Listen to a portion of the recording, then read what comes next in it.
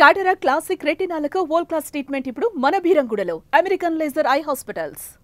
Welcome to Suman TV. Yes, అందరూ కూడా యావత్ దేశమంతా కూడా ముఖ్యంగా చెప్పాలంటే ప్రపంచంలో ఉన్నటువంటి క్రికెట్ క్రీడా అభిమానులందరూ కూడా ఇవాళ జరగబోతున్నటువంటి మ్యాచ్ కోసం ఎదురు చూస్తున్నారు. అయితే ఇవాళ జరగబోయే final match, Asia cup final మ్యాచ్లో ఇండియా పాకిస్తాన్ మధ్య ఎలాంటి రసవత్తరమైనటువంటి ఇన్సిడెంట్స్ జరగబోతున్నాయి. ముఖ్యంగా ఇండియా బ్యాటింగ్ తీసుకుంటే ఎంత స్కోర్ చేయాలి, అలాగే బౌలింగ్ తీసుకుంటే పాకిస్తాన్ని ఎంతవరకు కట్టడి చేయాలి, దీని గురించి మాట్లాడదాం. మనతో పాటున్నారు senior sports analyst, former IPL player Kalyan Krishna garu ఆన్లైన్లో ఉన్నారు. కళ్యాణ్ కృష్ణ గారు, ఒకవేళ ఇండియా టాస్ గెలిచి చేజింగ్ తీసుకుంటే పాకిస్తాన్ని ఎన్ని రన్స్ లోపు కట్టడి చేయాలి, లేదంటే ఒకవేళ పాకిస్తాన్ టాస్ గెలిచి చేజింగ్ తీసుకుంటే మనం ఎంత స్కోర్ చేయాల్సినటువంటి అవసరం ఉందంటారు గెలవాలంటే? ముందుగా అందరికీ నమస్కారం అండి. ఇది చాలా one of the best matches గా మారాలని చెప్పి మనం కూడా మనస్ఫూర్తిగా కోరుకుందాం. చాలా మంచి ప్రశ్న అడిగారు విజయ్ గారు. ఇక్కడ మనం రెండు మ్యాచ్లు కనుక చూసినట్టయితే ఫస్ట్ మనం బౌలింగ్ చేసి వాళ్ళని ఒక స్కోర్ కి రిస్ట్రిక్ట్ చేసి తర్వాత మనం ఈజీగా చేజ్ చేసాం జరిగినటువంటి గ్రూప్ స్టేజ్ కానీ సూపర్ 4 కానీ. కానీ ఈ ఫైనల్లో ఎప్పుడు కూడా నార్మల్ మ్యాచెస్ ఆడటం వేరు, ఫైనల్ మ్యాచ్ ఆడటం అనేది ఒక డిఫరెంట్ ప్రెషర్ ఉంటుంది. పిచ్ స్వభావం కనుక చూస్తే ఈ దుబాయ్ గ్రౌండ్ లో కాస్త స్లోగా ఉండటం, బ్యాటింగ్ కి అంత అనుకూలంగా లేకపోవటం చూసాం మొదట బ్యాటింగ్ చేస్తున్నప్పుడు. కానీ ఈ మొన్న ఈ మధ్య వకార్ యూనిస్ తన పిచ్ రిపోర్ట్ లో ఏం చెప్పారంటే ఈ పిచ్ పైన కాస్త గ్రాస్ వదిలిపెట్టారని చెప్పారు. ఎందుకంటే చాలా రోజులు అయిపోయింది ఇదే పిచ్ మీద చాలా మ్యాచెస్ అన్ని కూడా ఆడటం చూసాం.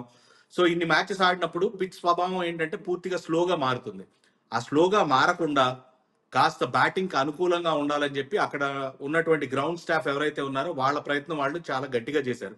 కొంచెం గ్రాస్ వదిలిపెట్టారని చెప్పి వార్తల్లో కూడా విన్నాం. సో ఫస్ట్ బ్యాటింగ్ కనుక ఇండియన్ టీం చేసిందంటే గ్యారంటీగా 170+ 180 అయితే గ్యారంటీ స్కోర్ చేయాలి.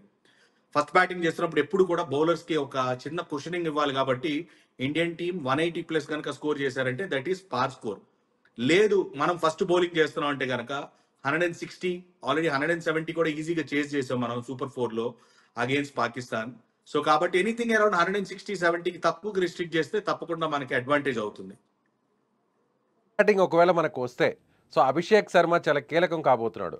అదే అభిషేక్ శర్మ అటు షాహీన్ అఫ్రిది, ఇద్దరి మధ్య కాంటెస్ట్ ఎలా ఉండబోతుంది? షాహీన్ అఫ్రిది కూడా టచ్లోకి వచ్చారు, కొన్ని వికెట్స్ కూడా లాస్ట్ ప్రీవియస్ మ్యాచ్లో కూడా తీయడం జరిగింది. సో వీళ్ళిద్దరి మధ్య కాంటెస్ట్ ఎలా ఉండబోతుంది?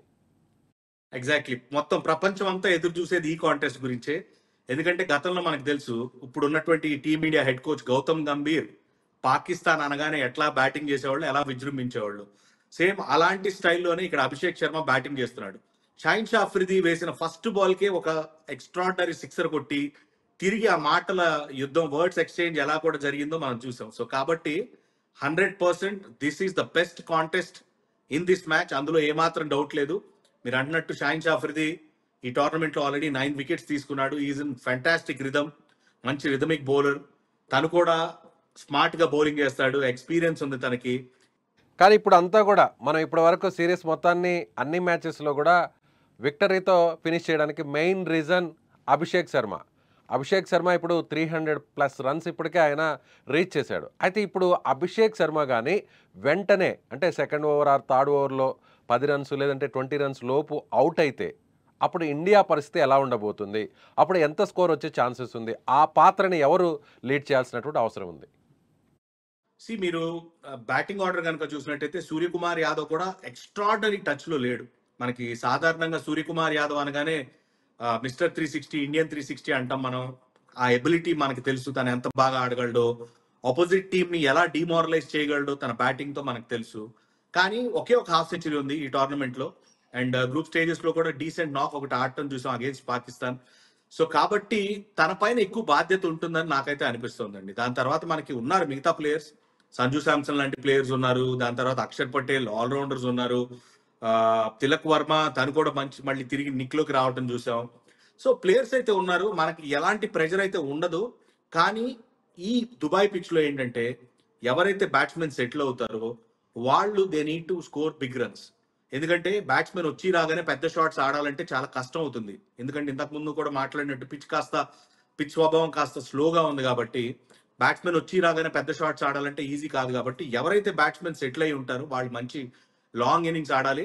అభిషేక్ శర్మ, శుభ్మన్ గిల్ ఇద్దరు మంచి టచ్ లో ఉన్నారు కాబట్టి ఎయిదర్ అభిషేక్ కానీ శుభ్మన్ గిల్ కానీ ఇద్దరులో ఎవరో ఒకళ్ళు ఒక లాంగ్ ఇన్నింగ్స్ ఆడటానికి ట్రై చేస్తే మిగతా బ్యాట్స్మెన్ అందరూ వాళ్ళ చుట్టూరా రివాల్వ్ అవుతారు కాబట్టి ఇండియా ఒక మంచి స్కోర్ చేయడానికి ఆస్కారం ఉంది.